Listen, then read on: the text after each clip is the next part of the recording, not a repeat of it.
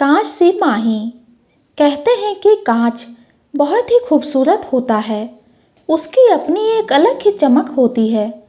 पर हाँ, ये भी सच है कि कांच अगर गलती से भी हाथ से छूटा तो वो जमीन पर जाते ही हजार टुकड़ों में बिखर जाता है। पर टूटने के बाद भी कांच का हौसला नहीं टूटता। उसकी चमक टूटने के बाद भी उतनी ही रहती है।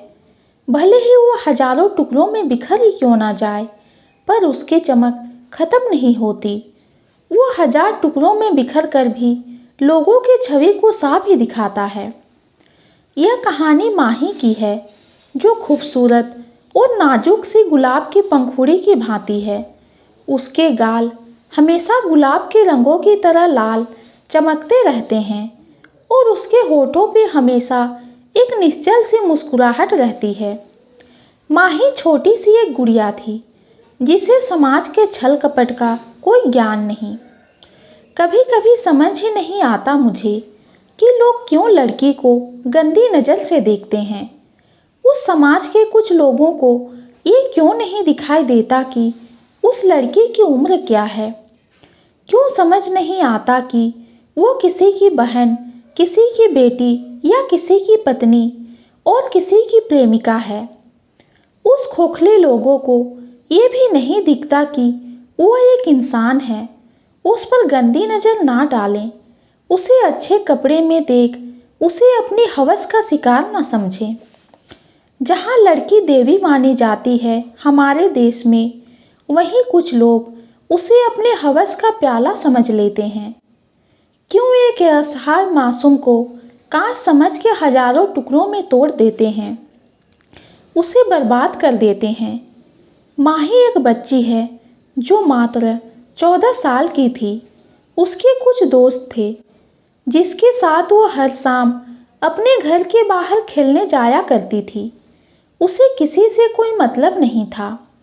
उसकी दुनिया, उसकी पढ़ाई, उसके दोस्त थे।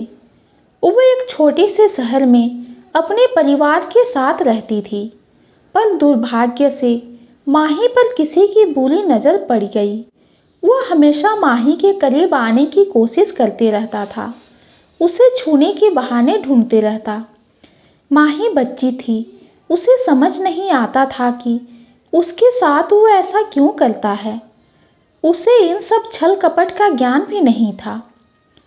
छोटी सी बच्ची को ये सब एहसास होता था कि उसके साथ जो हो रहा है वो गलत है, पर वो किसी से अपने मन की बात नहीं कहती थी। माही बहुत दुखी होकर कांच में घंटों देखती रहती और अपने मन से बातें किया करती थी, क्योंकि वो डरती थी किसी को ये सब बताने से कि कहीं उसे कोई घर में मारेगा तो नहीं। उधर उसे वो लड़का डराया करता था। वो बच्ची कांच की तरह टूट चुकी थी चारों तरफ से।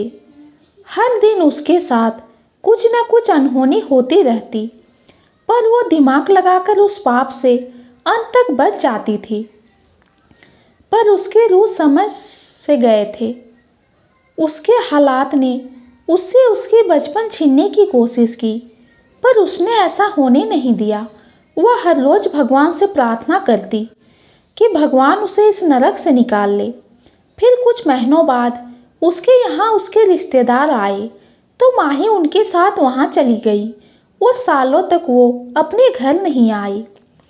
उसने खुलकर अपनी ज़िंदगी नए तरीके से जीना सीख लिया। उसे सबने भले ही कांच की तरह हजार टुकड़ों में तोड़ दिया, पर माही ने खुद की ज़िंदगी बर्बाद नहीं होने दी। दिमाग से काम लेकर उसने खुद को उस दुखद परिस्थितियों से निकाला और आज उसके चेहरे की चमक कांच के चमक से भी अधिक है।